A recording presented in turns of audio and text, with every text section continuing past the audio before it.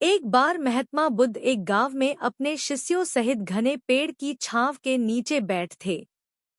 आसपास के गांवों से बहुत से लोग अपनी मानसिक समस्याएं लेकर महात्मा बुद्ध के पास आ रहे थे। महात्मा बुद्ध उन सब की मानसिक परेशानियों का समाधान देते। सब लोग खुशी खुशी अपनी समस्याओं का समाधान पाकर वहां से लौट रहे थे।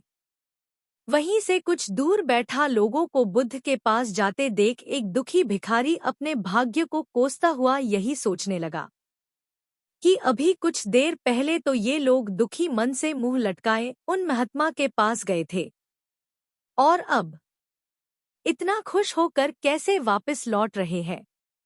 आखिर माजरा क्या है, जरा मैं भी जाकर देखूं कि वो महात्मा ऐसा कौन सा खजाना बांट रहा है इन लोगों को। वे इतने प्रसन्न हुए कि उनके चेहरे लाल हो गए। जब वो दुख भिखारी कुछ नजदीक गया तो उसने देखा कि ये महात्मा तो लोगों को प्रवचन देकर लोगों के दुख का निवारण कर रहे हैं। यह देखकर भिखारी के मन में भी तीव्र इच्छा हुई कि क्यों न मैं भी इन महात्मा को अपना दुख बताऊं। मुझे भी अपने दुख का समाधान अवश्य मिलेगा। बस फिर क्या था, समाधान पाने की लालसा लिए भिखारी महात्मा बुद्ध के सामने पहुंचा और हाथ जोड़कर प्रणाम करते हुए बोला, हे महात्मा बुद्ध, मैं भी लोगों की मदद करना चाहता हूँ। मुझे लोगों की मदद करने की बहुत इच्छा है, लेकिन मैं कैसे मदद कर सकता हूँ? मैं बहुत गरीब हूँ। मेरे पास न तो पैसे हैं और न ही कोई ऐसी चीज जिससे मैं किसी की मदद कर सकूं। मैं कोशिश करने पर भी किसी की मदद नहीं कर सकता। मुझे भगवान ने इतना गरीब क्यों बनाया? हे महात्मा, मुझ पर कुछ कृपा करो। इतना बोलते हुए भिखारी रोने लगा। महात्मा बुद्ध बोले, आप बहुत अज्ञानी हैं, क्योंकि आप अभी तक इस भ्रम में जी रहे हो कि तुम्हारे पास कुछ नहीं, जबकि दूसरों को कुछ देने के लिए तुम्हारे पास बहुत कुछ है। तुम बिना धन और वस्तु के भी दूसरों की मदद कर सकते हो। तुम्हारे पास जुबान है जिससे तुम मीठे शब्द बोलकर किसी के दुखी चेहरे पर मुस्कान ला सकते हो। इन्हीं शब्दों की ताकत से तुम किसी के भी टूटते हौसलों को फिर से मजबूत कर सकते हो। इन शब्दों की शक्ति से आप किसी के भी मन में सकारात्मक विचारधारा के बीज बो सकते हैं और उसे गलत रास्ते पर जाने से रोक सकते हैं। तुम्हारे दो हाथों से किसी भी कमजोर या लाचार व्यक्ति की सहायता कर सकते हो। आपके दो आंखें किसी अंधे को रास्ता दिखा सकते हैं। तुम किसी के लिए दुआ कर सकते हो।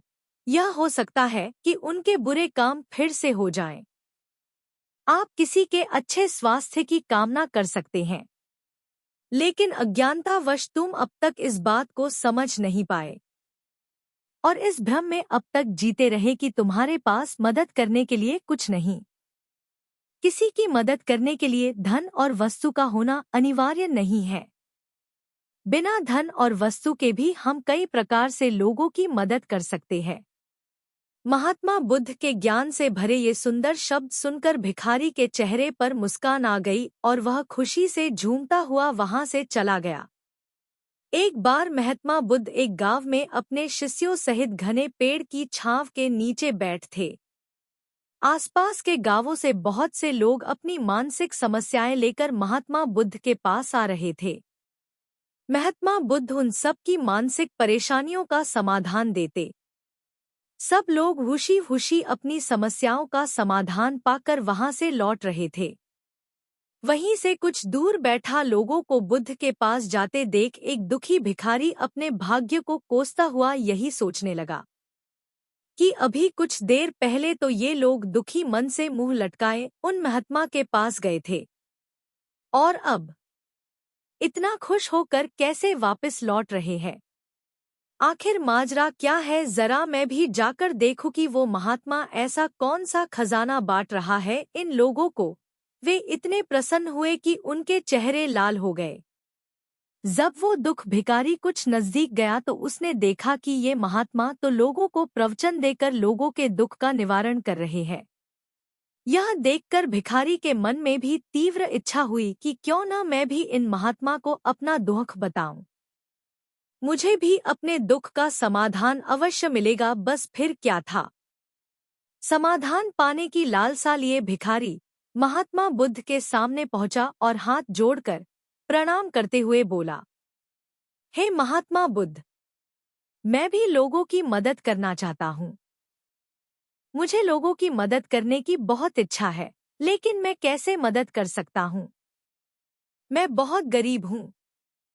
मेरे पास न तो पैसे हैं और न ही कोई ऐसी चीज जिससे मैं किसी की मदद कर सकूं। मैं कोशिश करने पर भी किसी की मदद नहीं कर सकता। मुझे भगवान ने इतना गरीब क्यों बनाया? हे महात्मा, मुझ पर कुछ कृपा करो। इतना बोलते हुए भिखारी रोने लगा।